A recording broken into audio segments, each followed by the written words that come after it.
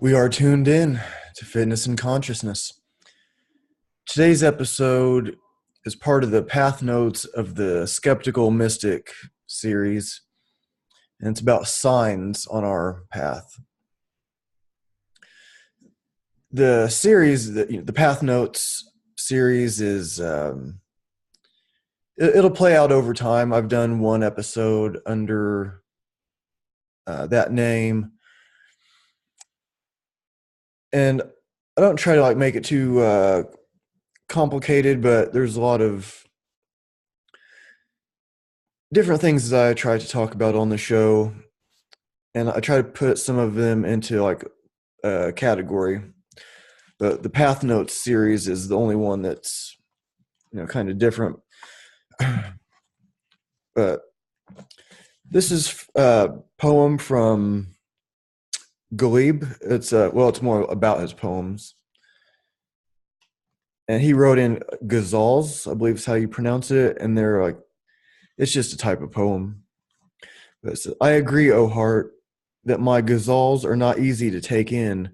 When they hear my work, experienced poets tell me I should write something easier to understand. I have to write what's difficult. Otherwise, it is difficult to write.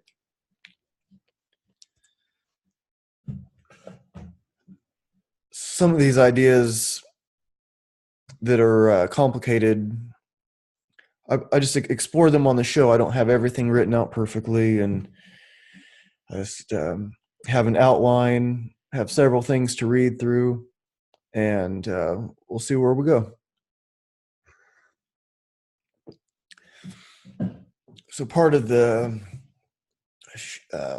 path, let me talk about relationships, and we get signs on that this is the right relationship for me. This thing happened, or then there's red flags, and we usually just ignore the red flags. I mean, for whatever reason, we get warnings about someone. Oh no, that can't be. But we see a sign that works, we see the sign that tells us what we want to hear, and it's that's real, man.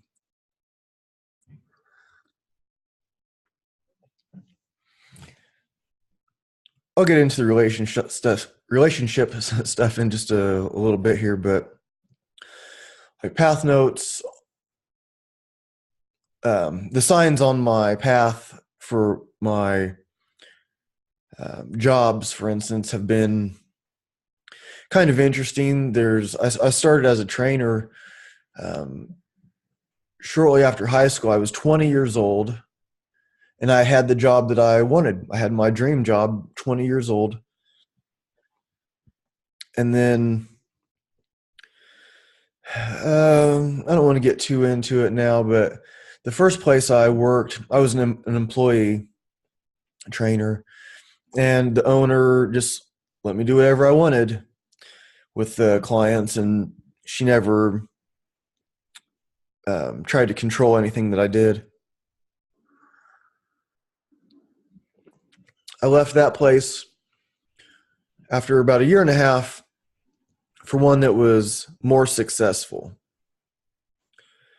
And the owner ended up being a control freak.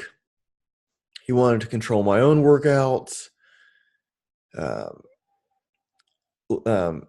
and the workouts we did with clients. And at that place, all the trainers worked with all the clients. So they had the same few people, but over and over, they'd be switching trainers over and over, rather.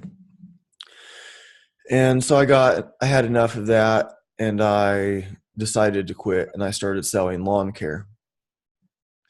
And so I quit doing my dream job and started doing something that I absolutely couldn't care less about, which is lawns. And it was decent money and everything. But I was wanting to learn Qigong. I'd been reading about it. And I got an estimate one day to do like one evening for the next day. And I was going through them, and there was this one that like shocked me. And it said the name was Yang Shao. And I was like, whoa, I'm going to ask if he teaches Qigong.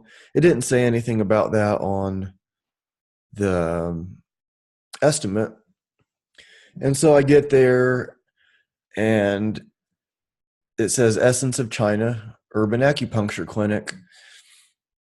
And it didn't say anything about that on the estimate either. And so I was like, oh, that's interesting. It was ran out of a house, had the business on one side. And so I was like, oh, that's cool. And usually time is money, so I try to be in and out as soon as possible. But I was taking forever because I rang the doorbell and nobody came out. And then after I wandered around just about as long as I could, I started to leave, rang the doorbell again, and I was leaving. And I saw him open the door. And so I stopped, and I went to talk to him, and he didn't speak English. And I, it's kind of like showed that I was there for the lawn, and he called his son, and I talked to his son about the lawn. And then I said, do you teach Qigong? And he's like, Qigong, Tai Chi. I'm like, okay, will you teach me Qigong? He's like, Qigong, Tai Chi.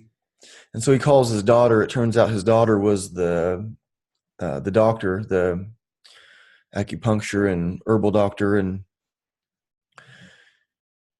and she's like, yeah, he'll teach you. When do you want to come in? So I made an appointment, and I started learning Qigong from him. I had private lessons for some time, and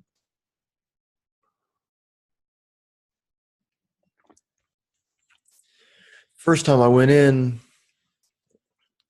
she was there, and then she was there sometimes to translate because he didn't really speak English, and she asked me, well, what kind of Qigong do you want to learn? I said, well, how about healing Qigong? And she's like, you mean like the kind where you like run your hands over people and heal them? And I said, yeah. And she said, well, that takes a long time and it doesn't work very well. And I said, okay, I'll learn whatever he wants to teach me then. And so I started the lessons, and that continued on for a while. And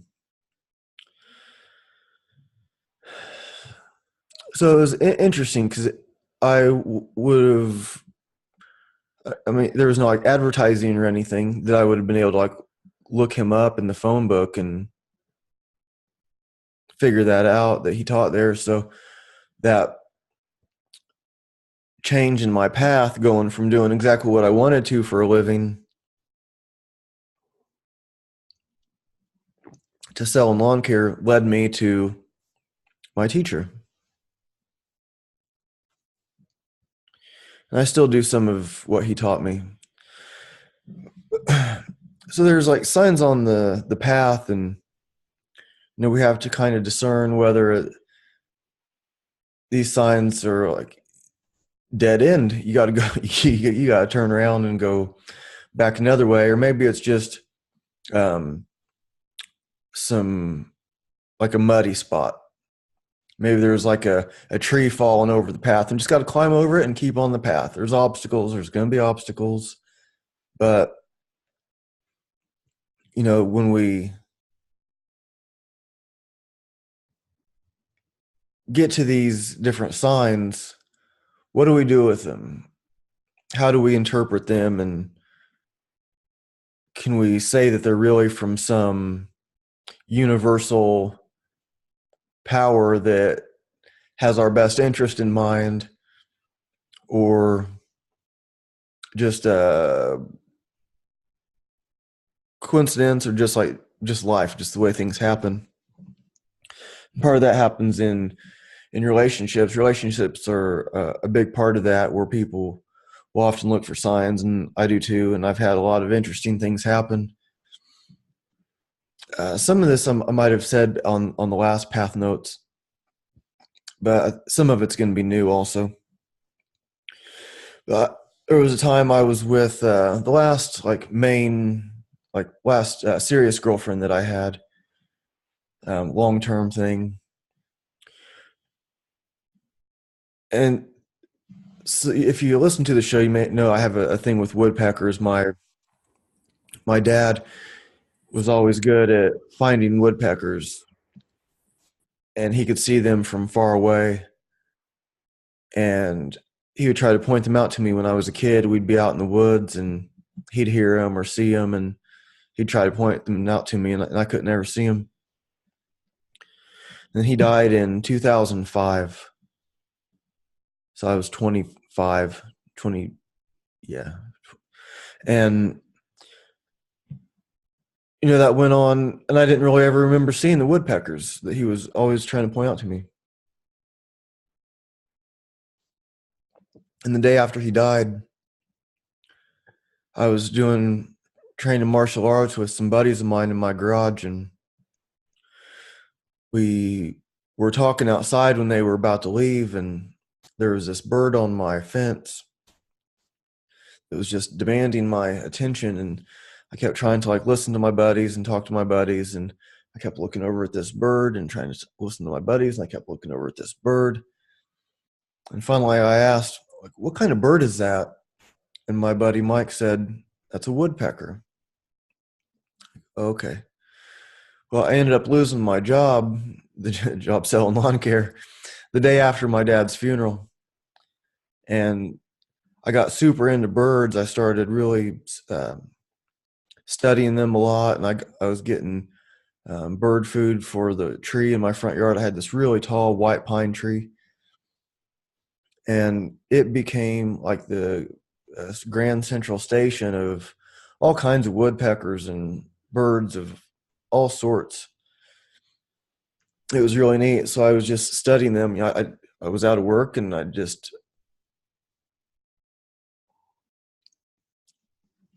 got really into them.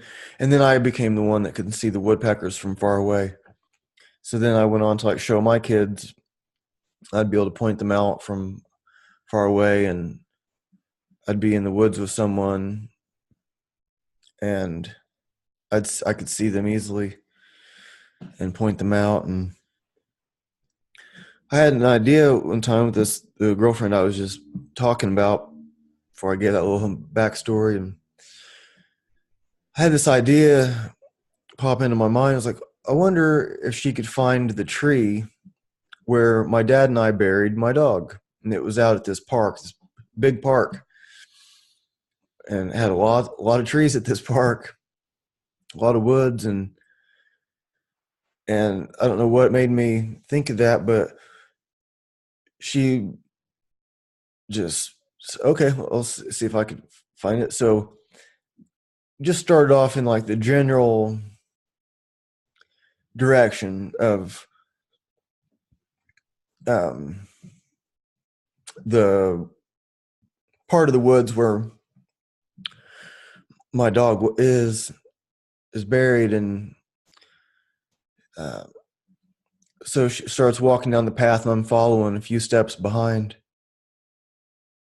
and we walk for a little while, and then it gets down to the river, and you have to go either left or right. And she goes, left. I said, yep. And so she starts walking down that part of the trail after turning, and I'm just behind her, not giving any kind of clues or nothing. I did describe the tree. It was like a big tree with multiple trunks. My dad said those were sacred. So she's walking and walking for maybe another 10 minutes or so. And there's this big woodpecker, a pileated woodpecker, called from across the river. And she stopped and looked at it, looked in that direction across the river. And then she turned around really fast and pointed at the tree right behind her and said, is that it? I said, yep. That's it. And that was the tree. She could have touched it. Of all the trees that she could have been walking by when that woodpecker called, it was the one where my dad and I buried our dog.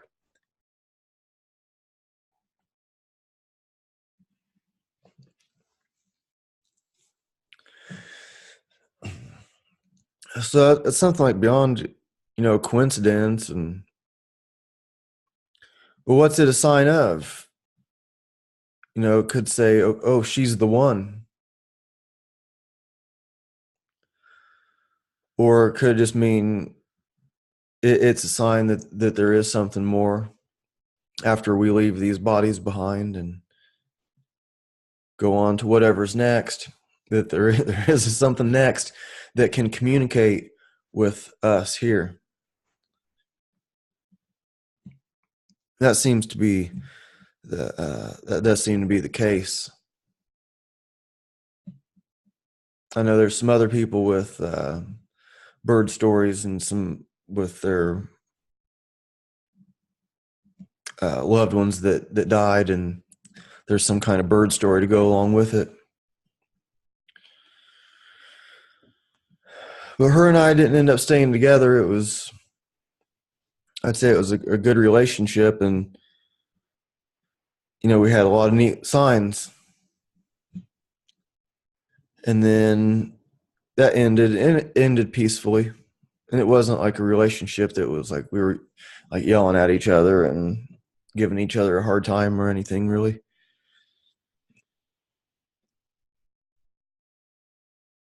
I guess it just lasted for the season that it was, and then it was time to keep on keeping on. And I think we both left each other better than how we found each other. And almost right away, which isn't really like me, I started seeing someone else. And the same day she broke up with me, it was 5 minutes before my birthday in April. I get a message at 11:55 p.m. from her, and I'm thinking it's going to say happy birthday or something, but it's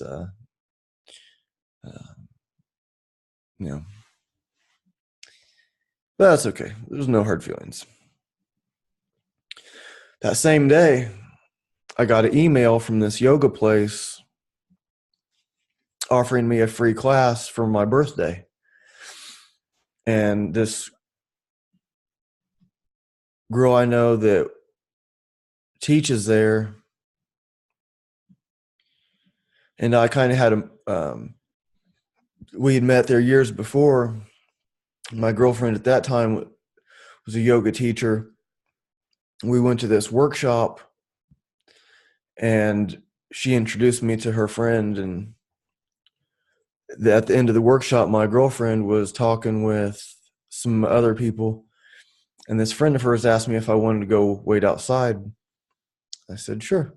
So we go outside, and we just like looked at each other, and we just stared into each other's eyes for, I don't know how long ago it was or how long it was, but it was a while, and we didn't say anything. We just looked at each other and just stared into each other's eyes for a while. And I thought, wow, is she the one? But didn't say anything about it. Neither one of us said anything, did anything, never acted on that. She was my girlfriend's friend, and I was committed. And funny to say like committed in a relationship, and then say like someone is committed, it kind of like also sounds like to a mental hospital. They use the same word for that. Huh.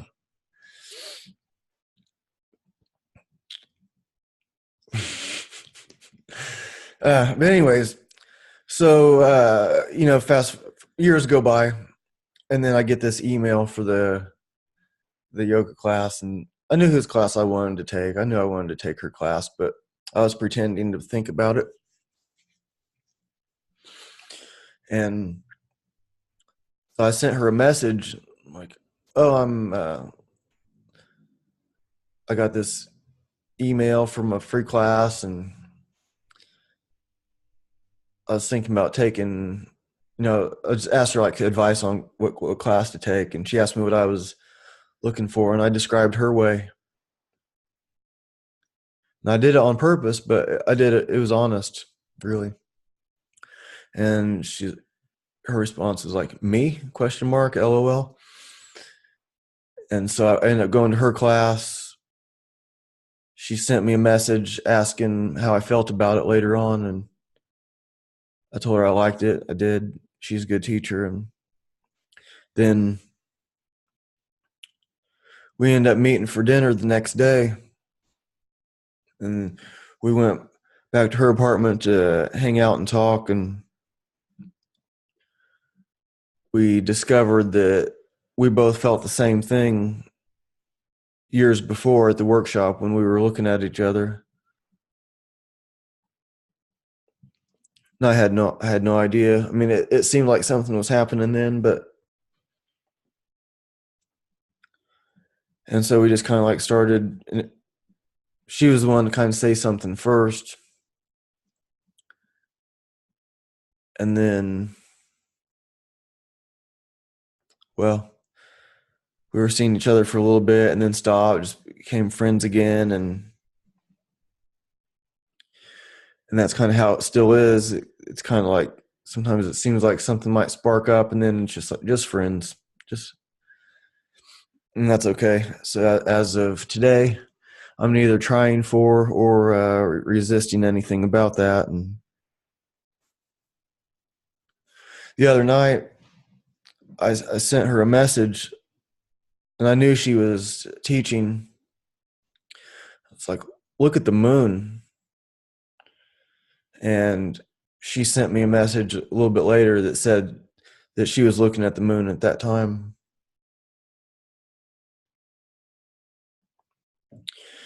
And when her and I went out to the woods, of course, there's a woodpecker sighting. She usually doesn't see them.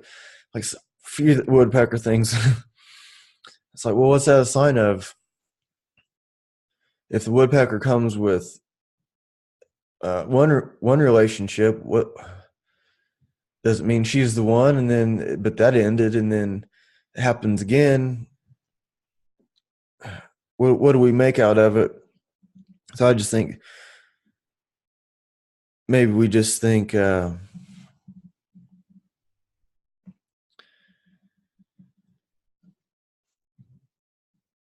it's nice to have some mystery.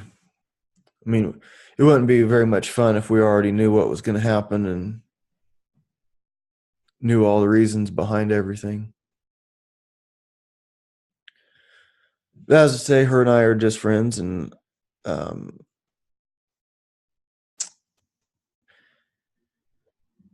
yeah. So I have a few things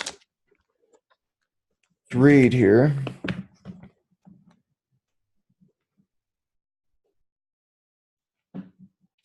This is from Tagore. Let me find it. This is from Tagore. The book is The Essential Tagore. Do you hear the song? Do you hear the song playing in my mind as you flash past my eyes? Sun rays suck dew from the flower's bosom. Do you sip my soul's song in the same way? When my listless heart strays outdoors, it yields itself up everywhere. What tender leaves whisper to the light at dawn, convey my mind's innermost musings.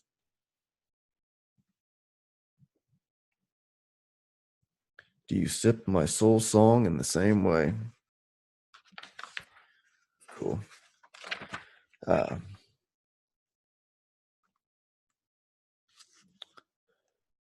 Same book. The moon's laughter has broken all bounds and light overflows. O Rajaniganda, pour out, will you, the nectar of your fragrance? The mad wind fails to understand where it has been directed, cherishes instead the company of all it passes by the flower in the garden.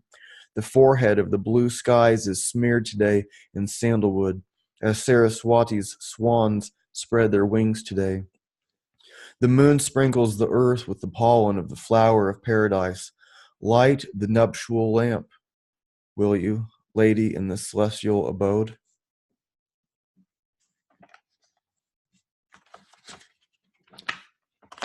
There's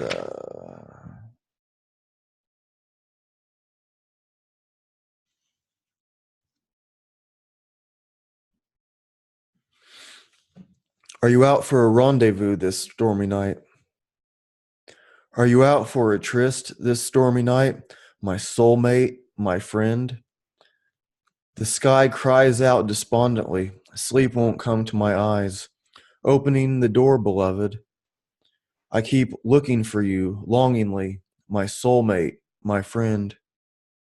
I can't see anything outside. I wonder which path you are taking.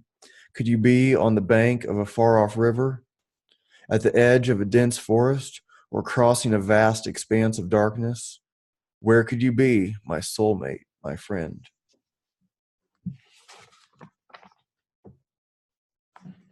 I think that's all from this book. Sorry, I'm flipping through. I have all these bookmarks. Yeah.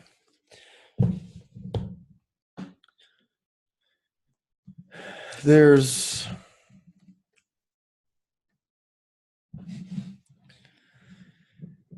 interesting things when we take on this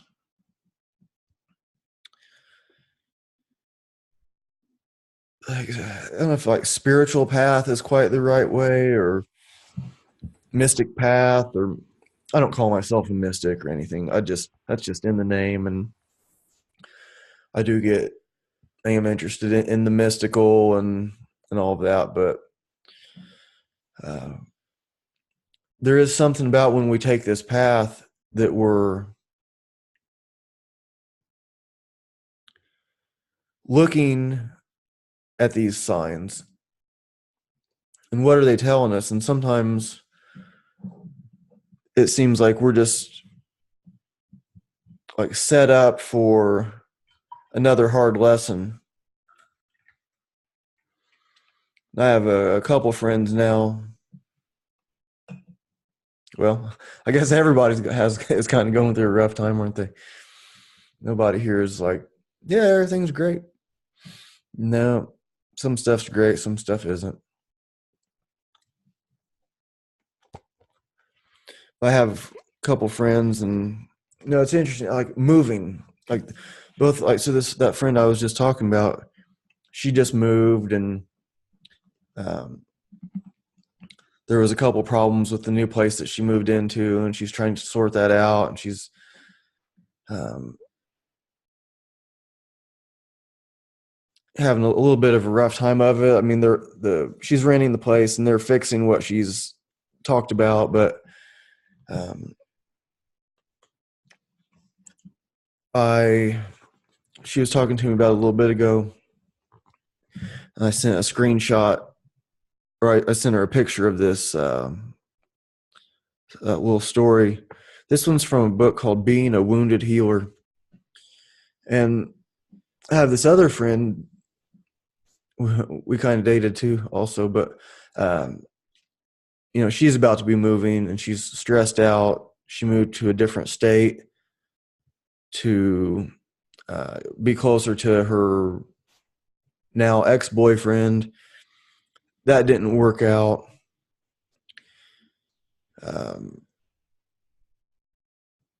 She was ignoring the red flags too, and so that didn't work out. And now she's moving back, and I sent her. She hasn't returned my last couple messages for some reason. I mean, it hasn't been that long since she responded to me, but for some reason, I think she's just under a lot of pressure. But the friend of mine that I was talking about before, I sent her this. This is from the book Being a Wounded Healer. Read again, and meditate on the following. There's a story about an old grandfather clock which had stood in the same corner of the same house for 3 generations, never stopping in its task of marking the minutes, the hours, and the days. All of its strength and energy came from a heavy weight which was held by a double chain. Too bad, thought its present owner, that such an old clock should have to always carry that heavy load. So he took the weight off of the double chain and removed it from the clock. Now, why did you do that? Asked the old grandfather clock. I thought I ought to make your burden easier, said the man. Please, said the clock, put my weight back. I can do nothing without that burden. I'm as good as dead if I cannot carry that load.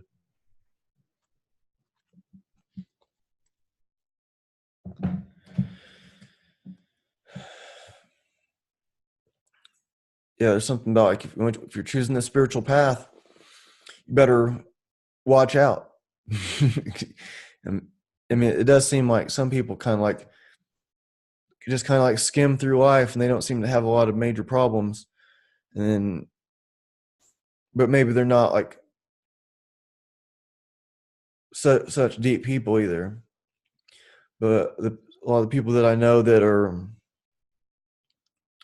these are tough comparisons. But the people that I know that are on the spiritual path, it's like there's just always that weight, cross to bear or whatever.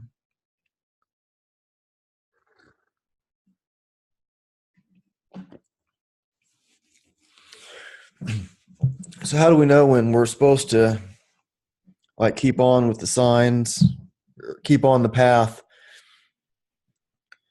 And you know, our relationships make up so much of our life. The quality of our relationships takes up I mean, for me anyway, it takes up a lot of my thinking throughout the day. I'm thinking of, you know, who I may be, my friends and stuff, like the girl, or we're going, is something going to happen or not, or what's going on here. And I'm thinking about different people going through these tough times, and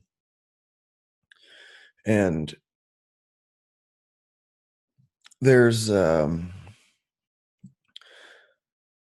it's like when do we throw in the towel? Like if we're with someone, when do we say, okay, I'm done?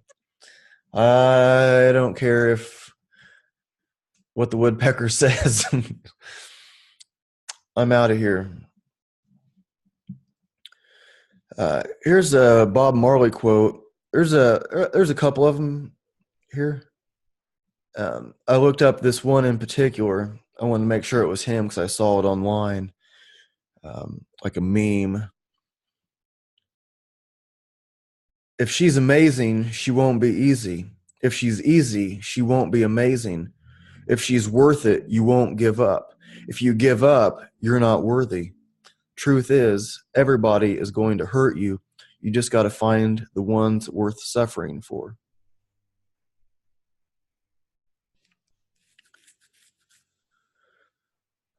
Here's another one, Bob Marley. He's not perfect. You aren't either. And the two of you will never be perfect.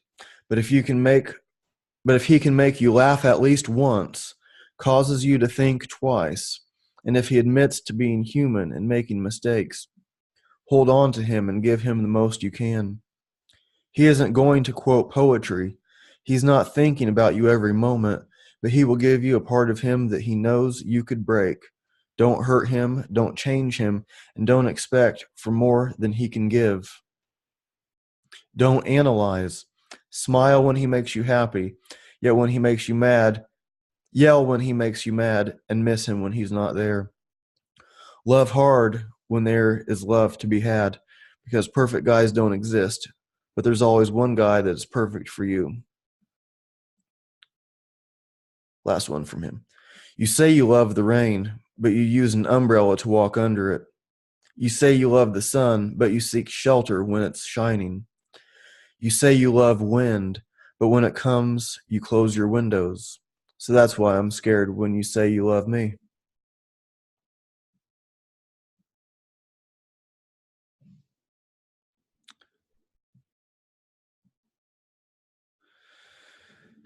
Yeah. Um, there's a Rocky quote that I like that just popped into my mind a little bit ago. It's like, you have gaps, I have gaps. Together we fill those gaps. I won't analyze that one too much. But there's something about those obstacles and stuff that make everything stronger. Your relationship goes through a tough time. Like a little bit of a rough thing happens, you learn how to get through it and make it stronger. And then when the bigger things happen,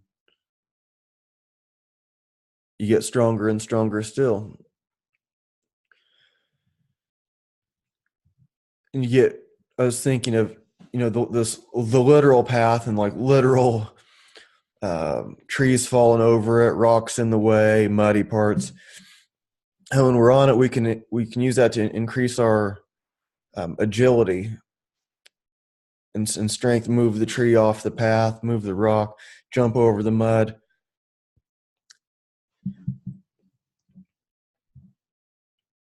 And then in the relationship with someone, we can kind of learn to do the same, and finding somebody that's with us, like what that going back to that committed thing. You might have to be crazy to commit to someone. Wouldn't somebody have to be crazy to commit to you? But somehow,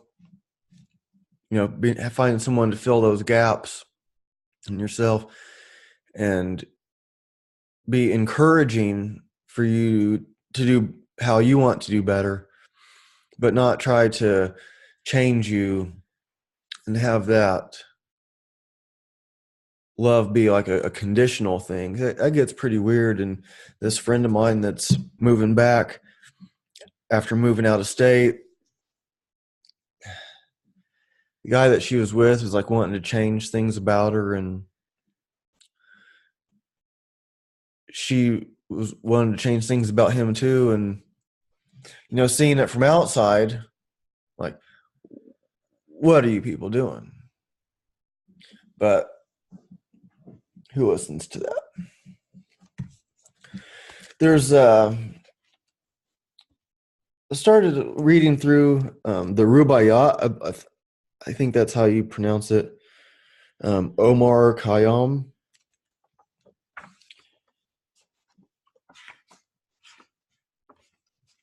And there was a couple of things I wanted to read here.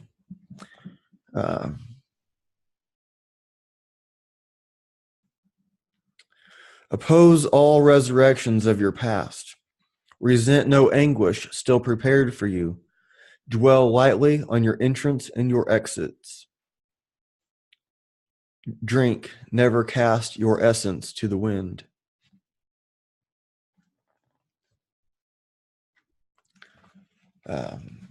Okay.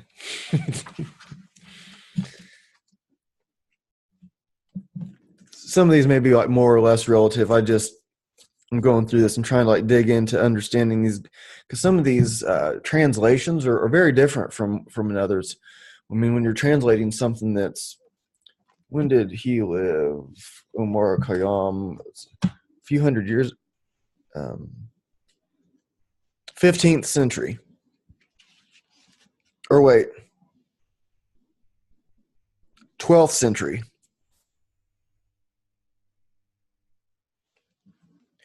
Yeah, so Omar Khayyam lived in the 12th century. So this stuff is so old, but it's so good. If these translations are right, who the hell knows?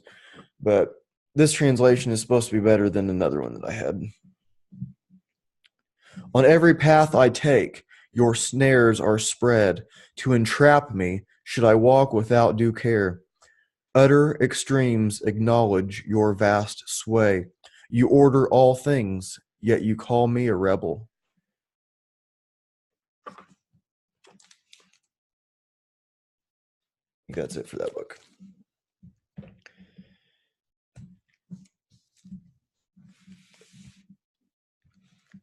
So as you can tell, I'm kind of just like in our daily life. What do we have going on? Well, what are you doing today? Okay, you're going to work. You got to come home. You got to do this. Well, what about the relationship with your mom? Oh, well, yeah, that's going on too. There's this thing. And then what about your kids? Oh, yeah, well, this. Okay, well, what about your health, your exercise routine? Oh, yeah, and there's this. What are you reading? Oh, well, there. So each day were these were the extremely complicated, endlessly layered lives. And in a way, that's kind of how I'm putting some of these shows together, or that's how I'm going to justify not making linear points. I think I did a good job there, didn't I?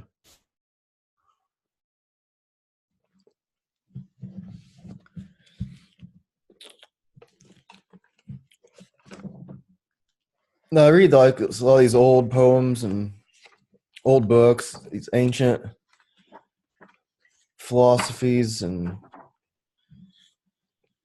but it is tough to beat some Grateful Dead lyrics.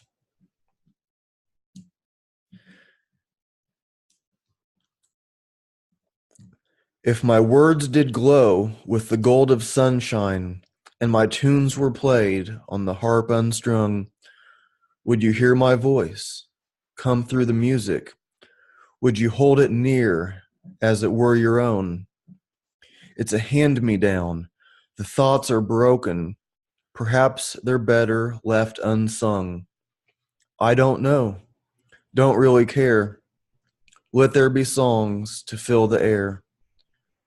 Ripple in still water, where there is no pebble tossed, nor wind to blow. Reach out your hand, if your cup be empty. If your cup is full, may it be again. Let it be known, there is a fountain that was not made by the hands of men. There is a road, no simple highway, between the dawn and the dark of night. And if you go, no one may follow. That path is for your steps alone. Ripple in still water, where there is no pebble tossed, nor wind to blow. You who choose to lead must follow, but if you fall alone. If you should stand, then who's to guide you? If I knew the way, I would take you home. God.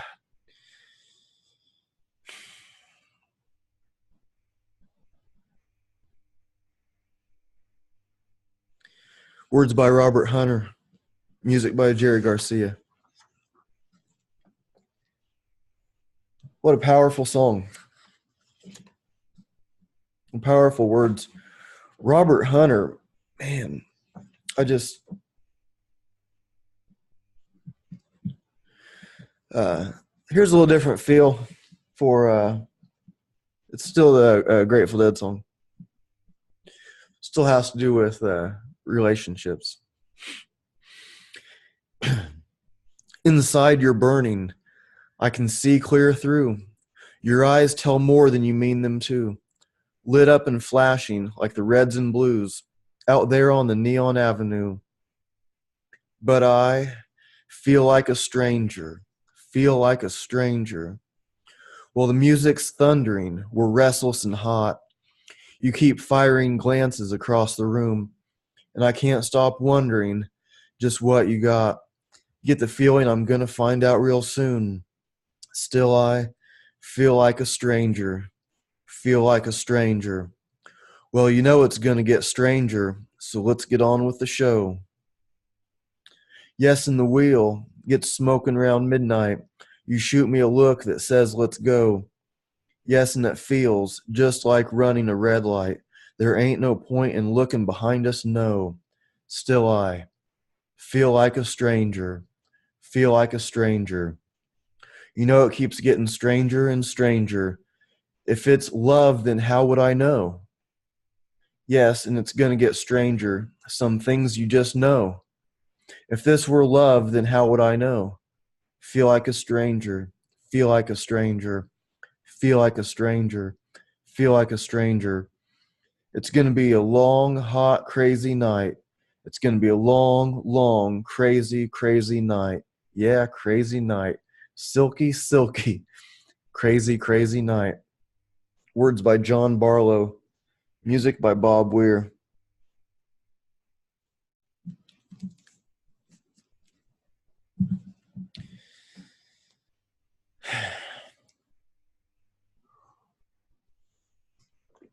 Sometimes I was thinking of like this relationship with the friend of mine that I've been talking about mostly here. Going from being more than friends to just friends. And,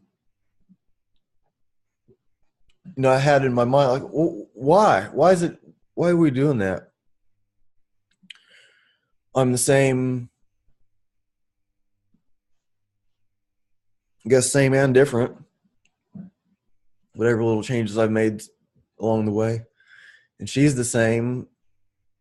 So, like, why are there these differences, these variations of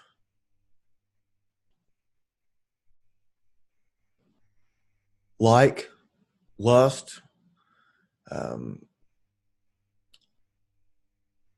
guess, to whatever degree of love or whatever, whether that's just as a friend. It's like this person, I'm not giving up on this person. We're not like giving up. There was never like, well, we're never going to talk again. It was always just these. But I had in my mind these little images pop into my mind. It was like an elliptical orbit, and like we're revolving also, like two planets, and so we're revolving and going around in this elliptical orbit. And sometimes our orbits are closer to each other when we pass, and then sometimes not so close when they pass. But they're always like in these adjacent orbits, orbiting each other somehow. I don't have the whole metaphor completely thunk out, but you get the idea. And it's like maybe there's like at some point where we'll end up in the same orbit. We'll end up like we'll get close enough, and then we're really linked. Our gravitational pull won't go back apart anymore, or maybe not. Maybe we'll push each other into outer space or something else. And there's that song I read on the air not too long ago. Find Yourself by Lucas Nelson. Is it Lucas? Willie Nelson's son. It was like, I hope you find yourself before I find somebody else to be my love.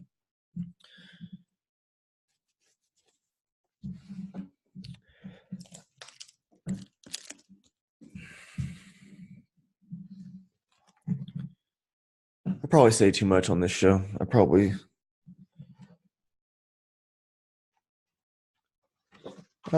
say too much, but I'm honest.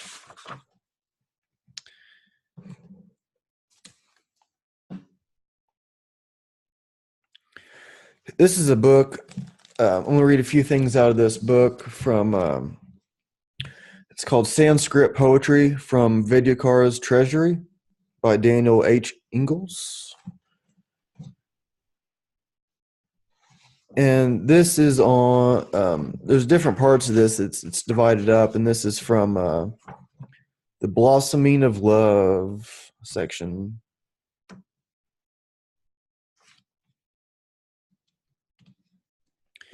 Uh,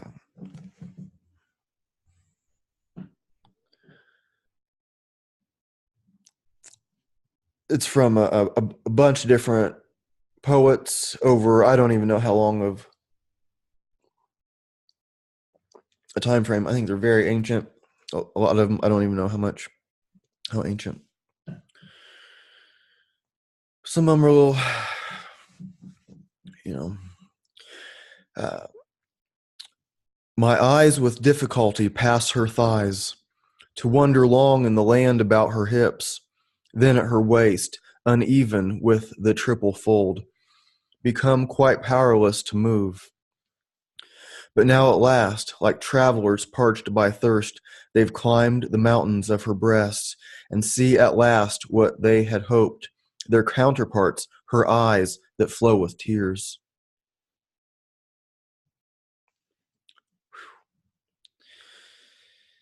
Yeah, I'm not going to really analyze these, but that's by Sri Harsa Deva. That just kind of like remind me of like you're checking somebody out and you're attracted, and then you look into her eyes and you see that she's like feeling the same way. I think I've read this one before. Her glances first came hesitant and sidelong, then soft and shy with love. A while they rested on me motionless, then slowly turned away. Her pupils widening behind long lashes told of the admiration that she felt. My heart, poor thing without defense, was captured, cut up, swallowed, and now is lost for a. By Bava Beauty. I have a couple of them here. Let me find. Sorry.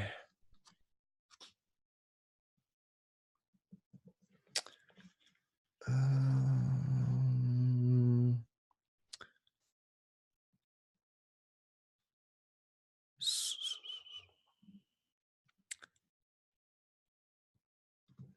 sorry, I think I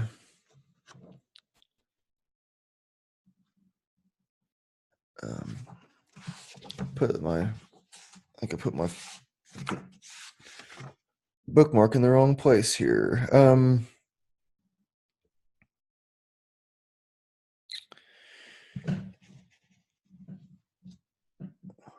shall hit pause. Okay, had to hit pause there for a second. I was looking right at it. Um, when I was present, she cast aside her glance and laughed at conversation that concerned me not. Restrained in what she did by her good breeding, she neither showed her love nor quite concealed it. By Kalidasa.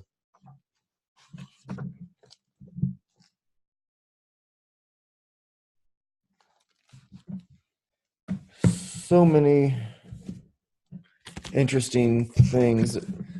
There's some other one I was wanting to read, but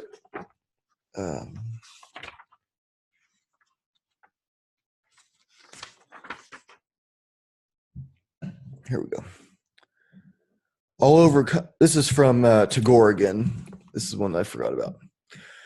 I'll overcome you not with my beauty, but with my love. I'll open doors not with my hands, but with my love. I'll deck myself neither in ornaments nor with flowers. I'll adorn your neck only with a garland made out of love. None will know about the storm swaying my soul invisibly like the tide with the moon. You have me rolling.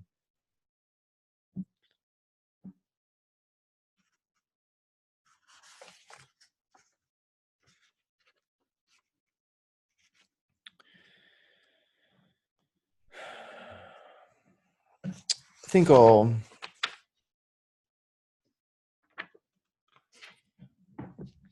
leave it there. And there's one thing I was wanting to read from the Prophet, Khalil Gibran, and I'll wrap it up after this. And for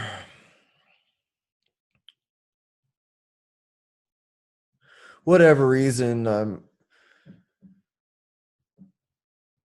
you know what, I suppose it's a quite a natural thing, but when people like are going through some kind of a hard time, and well, I'm not going to talk about that at the moment. This is from the prophet. And a woman spoke, saying, "Tell us of pain." And he said, "Your pain is the breaking of the shell that encloses your understanding, even as the stone of the fruit must break, that its heart may stand in the sun, so must you know pain. And could you keep your heart in wonder at the daily miracles of your life, your pain would not seem less wondrous than your joy. And you would accept the seasons of your heart, even as you have always accepted the seasons that pass over your fields. And you would watch with serenity through the winters of your grief. Much of your pain is self-chosen. It is the bitter potion by which the physician within you heals your sick self. Therefore, trust the physician and drink his remedy in silence and tranquility. For his hand, though heavy and hard, is guided by the tender hand of the unseen. And the cup he brings, though it burn your lips, has been fashioned of the clay which the potter has moistened with his own sacred tears.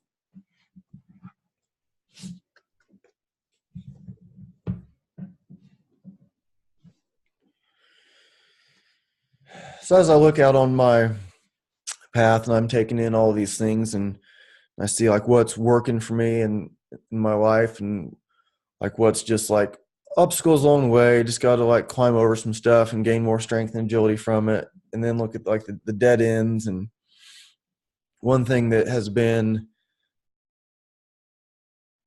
uh,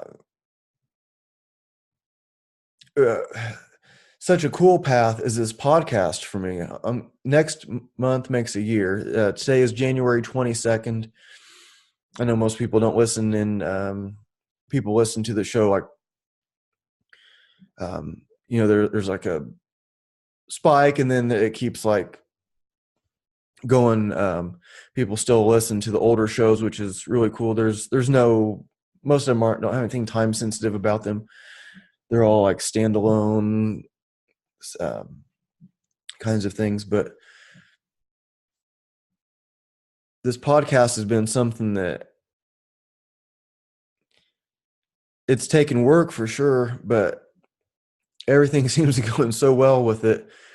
My guests and the listeners are growing. Uh, Most people do listen, but there is a YouTube channel also, Fitness and Consciousness YouTube channel. And you can also find Fitness and Consciousness on Patreon and watch the video on there.